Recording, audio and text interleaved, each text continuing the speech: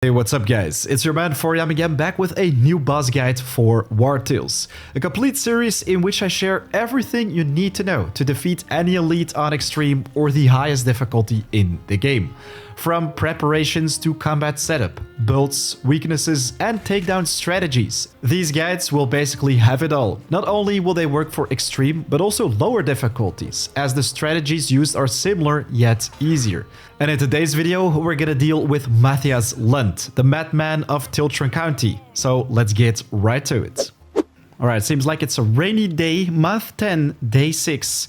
And yeah, today we're gonna move towards the southeastern part of the region where we can find this boss. It's always recommended, once again, to go to your inn and negotiate a nice rate for the contract for this boss, which I did a pretty long time ago, so it's not an amazing one. But yeah, if you want to negotiate a nice rate, this is a path upgrade which you want to take as quick as possible to make a ton of money with quests. For example, we can help some desperate refugees by accepting this one. Always go for a nice success rate percentage, 75 to 80. For example, I failed on the last one, but for this easy quest, we already get a nice amount of almost 250 crowns.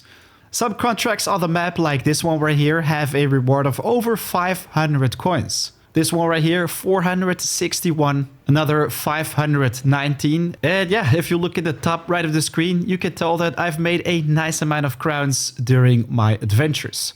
Anyways, let's move on to the south, to Matthias Lund. What's amazing, by the way, during boss fights is to have a Thunderstorm, which we have going on right now. Boy, oh boy, this allows you to take him down so much faster. A pretty nice pro tip if you want to make these fights less problematic. But here we are. Let's quickly save the game.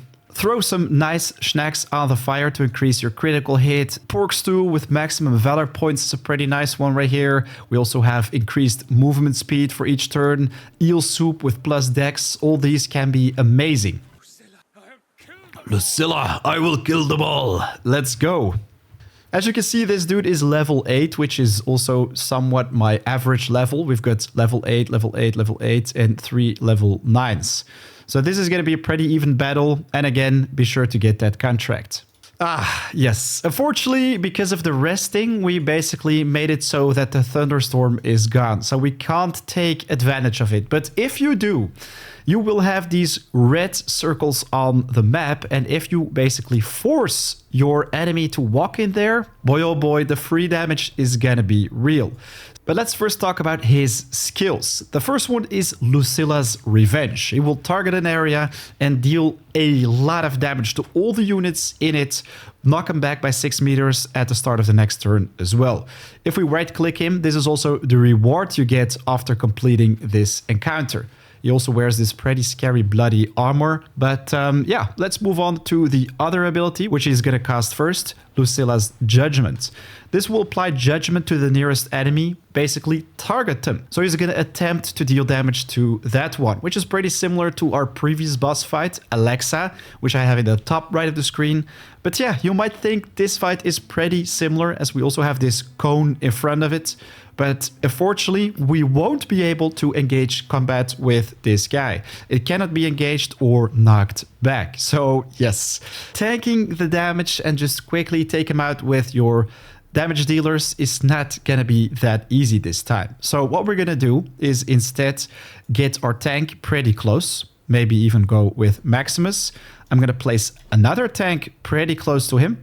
And we're gonna put all our squishy targets on different locations. Especially archers should be super far away. You can even place them right next to each other if you want. But make sure that all your squishies are separated. So you can't just run in there and do AoE or area of effect damage. It's very much recommended to apply as many debuffs to bosses as possible. It already comes with the basic fragility, which I have as passive on my rangers. At the start of each round, applies fragility, which increases the damage taken by 30%. And the next thing I want to do is basically engage with Maximus, as he can also apply the weakening, or do the same with Taunt, which will basically reduce his damage done by another 50%. So we're just going to hit him with that. Perfect starter. weaken him. And wow, look at all the armor. He's already losing a lot of that. Right now, though, I'm just going to end turn. And you can see that he will apply judgment to the tank. The second character I like to use is Ragnar, because he can use destabilization. So he will basically have his guard reduced to 0. So dealing damage is going to become even easier. So kick him on the side, and wow, we're already dealing a ton of damage. But now we're just going back, have different spots on the battlefield, so he can't just rush in and deal damage to every single one of them. Okay, so he's targeting right now. Probably gonna deal a lot of damage. Good thing is he has plenty of armor and guard. So the 159 displayed right here is probably not gonna be the same. Anyways, now it's just a matter of basically shooting with one character after the next. I'm just gonna hit him once right here. You can see that, I don't know, he goes down super fast. I guess my builds are just getting on point right now. I'm not going to use any other abilities because we want to stretch this fight a little bit longer so you can see basically what happens. So now he focuses on the next nearest target in line, which is Ragnar. Maximus got knocked back big time. So yeah, now you see that he is in trouble. Say if Lucille was standing a little bit closer, he would probably cast Judgment on that one. So that is why you first want to play with the tanks, as if they have the Judgment on there, you can use your movement and just run away as far as possible. Make it even easier by using things like the recoil shot. I mean, if you have recoil shot applied right now, I don't even think we can knock him back. Wow, we already killed him. Now imagine going in with a squishy one. You just hit him a little bit. Okay, nice. Some damage in the back, some more fire applications. But say you barely have any extra movement speed. You only get to this, let's say. You don't have energy with run to run away or get behind a tank, let's say. You are forced to end the turn right there. He will first fixate on Maximus. So you would say, oh, nice. I'm going to do that another time. Get another rogue behind him and the turn. But then he's going to knock him back. Barely any damage is done. But then cast Judgment on your next character. So then it has already seen play. So you basically cannot move around with it anymore. Until, of course, the next round, which is pretty scary. The only solution you have in this case is to have another tank ready, which you actually put even closer to him. Even if it's just like one space right now, instead of this target, he will basically focus on Ragnar. Check it out. See? He's going to refixate, go for the nearest target once again. While in this case, it's a problem because Vanessa is standing in this radius and she's going to have to deal with those consequences. So we're just going to end with Ari for a second. Bam! Look at that. Now we have one character gone, which of course we could save. We can run to this one right now, do the first aid, and then, I don't know, deal some damage to Matthias, end the turn. But then this one is going to be knocked back after some time. Good thing is, if the round resets, you can run like crazy. Another interesting strategy would be to place your first tank in the front line. Check this out. We're just gonna hit him, weaken him. We're gonna end turn. He will fixate with Judgment. And then you can take another target. Check out this radius right here. You can take out another target and you can make it stand right behind it. So now, if we just end turn, you see that he will start fixating with the Judgment. We can start, let's say, dealing damage with this one right here. We're just gonna walk in there, hit, run back, end turn, and now he will attempt to knock back those targets. But the first one in line is just gonna stay just like that. How funky is this? But with this strategy, you could place your main tank first, back it up with an off tank right behind it, backed up by another target outside of the cone radius, let's say, which can basically prevent any of them getting knocked back, and try to make Matthias Lund constantly fixate on that first target. As you can see though, sometimes it will start moving around, so this can be risky. But there is another amazing strategy, which I think works very well if you have archers similar to mine, with the recoil shot. Even though we won't be able to knock back Matthias Lund because he has the uncontrollable passive, we will be able to reduce his movement speed by 50%. So the first thing I'm going to do is place my tank right in front of him, but the other way around. So it's standing in the back. We're going to already reduce his damage with the weakening to a regular attack as well.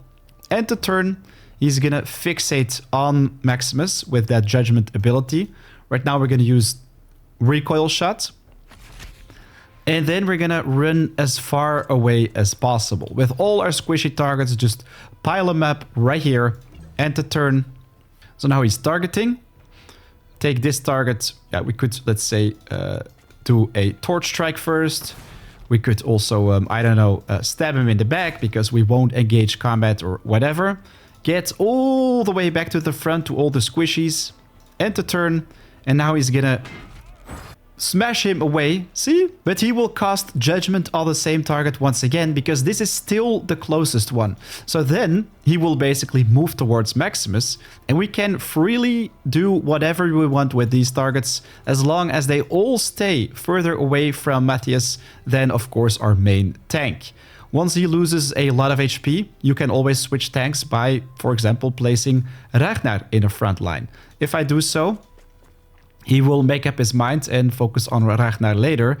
But the nice thing is, as you can see right here, when they are positioned against the fence, he won't be able to knock him back. So he will always be in closest range with this character. So you have all the time in the world to do that DPS until, of course, your character's armor is destroyed. But I think by then you will have all the time in the world to finish off Matthias. Make short work of him with, for example, a simple kick in the butt. Voila! Here we go, Matthias Lund's Lucilla. A two-handed Morning Star with a handle wrapped in human skin with the Lucilla Revenge skill, which deals 135 strength damage to all the units in the area, knocks them back by 6 meters like we saw in the combat. Take this one, repair all the damage done, and ooh, look at that. Vanessa leveled up today. Let's go. But yeah, that is pretty much how you deal with Matthias. This is the third boss we do during this series to get the third legendary item as well. But I assure you, plenty more is coming your way. Ladies and gentlemen, a big thanks for watching. That is everything you need to know to make this boss fight a lot more manageable on any difficulty, especially extreme. If you found this video helpful, please do hit that like button, as you have no idea how much this helps the channel. And yeah, it would be awesome to hear what you think of my strategies to take out Matthias, or maybe you have another one to share with the community which works even better. Would love to hear them in the comments down below. Right now though, it's 4 AM out. I want to wish you an awesome day. I'll see you in the next video. Peace.